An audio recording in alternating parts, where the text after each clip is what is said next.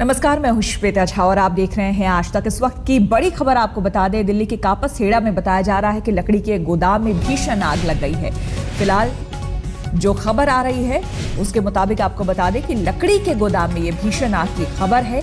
कितने का नुकसान हुआ है फिलहाल ये अभी नहीं जानकारी मिल पाई है और आग लगने की वजह क्या है इस बारे में भी मालूमात किया जा रहा है। लेकिन फिलहाल आपको बता दें, कापसहेड़ा की ये घटना है।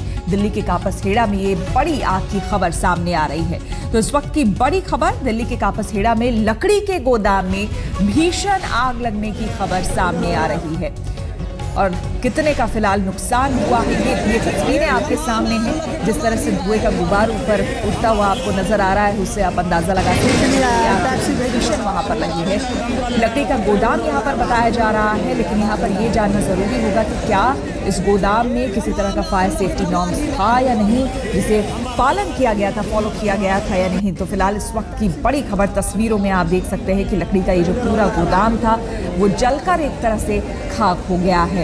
धुएं का गुबार ऊपर उठता हुआ और नीचे आग की लपटें आपको दिखाई दे रही होंगी। कापसहेड़ा, दिल्ली के कापसहेड़ा की ये घटना है। कापसहेड़ा का इलाका है जहां पर कई गोदाम हैं, कई फैक्ट्रीज हैं। वहां पर बताया जा रहा है कि लकड़ी का ये गोदाम था जहां पर भीषण आग लग गई है।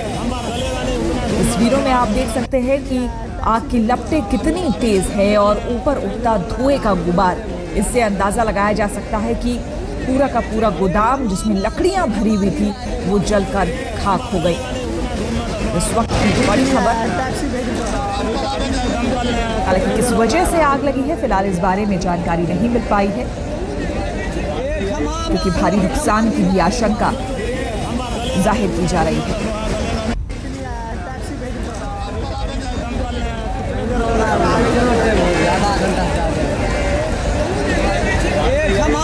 दिल्ली के कापसहेड़ा में ये लकड़ी का गोदाम था जहां पर बताया जा रहा है कि भीषण ये आग लग गई है। तस्वीरें ये बयां कर रही है कि ये आग कितनी भीषण थी। धू कर उठती लपटें, इसे देखकर आप अंदाजा लगा सकते हैं कि ये आग कितनी भीषण, कितनी भयानक थी। नीचे आग, आपकी लपटों को भी आप देख सकते हैं नीचे, और ऊपर धुएं का ये गुबार देखकर आपको अंदाजा लग सकता है कि कितनी लकड़ियां यहाँ पर इस गोदाम में रखी गई होंगी और वो सब जलकर खाक हो गई। दिल्ली के कापसहेड़ा की ये घटना है। पूरा का पूरा गोदाम जलकर खाक हो गया है। लेकिन किस तरह से यहाँ पर आग लगी, क्योंकि अमूमन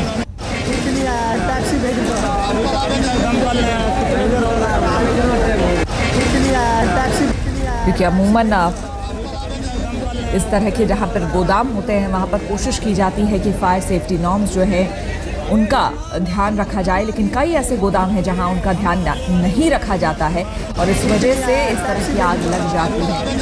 आसपास के इलाकों को आपको बता दें कि खाली करा लिया गया है। आग की लपटें जिस तरह से तेजी से फैलती जा रही है, इसे देखते हुए आसपास के इलाकों को भी खाली करा लिया गया है। और गर्मी है, बाहर भीषण गर्मी है, इसे देखते हुए भी आग जो है वो तेजी से फैलता है। सूखी लकड़ियां यहाँ पर रखी हुई होती है और उनमें अगर आग लग जाए तो अंदाज़ा लगाया जा सकता है कि किस तरह से ये आग फैलती जा रही होगी। ये लकड़ी का गोदाम था कापसहेड़ा में, दिल्ली के कापसहेड़ा में, जहाँ पर आग लग गई और तस्वीरें बयां कर रही है कि ये आग कितनी भीषण है।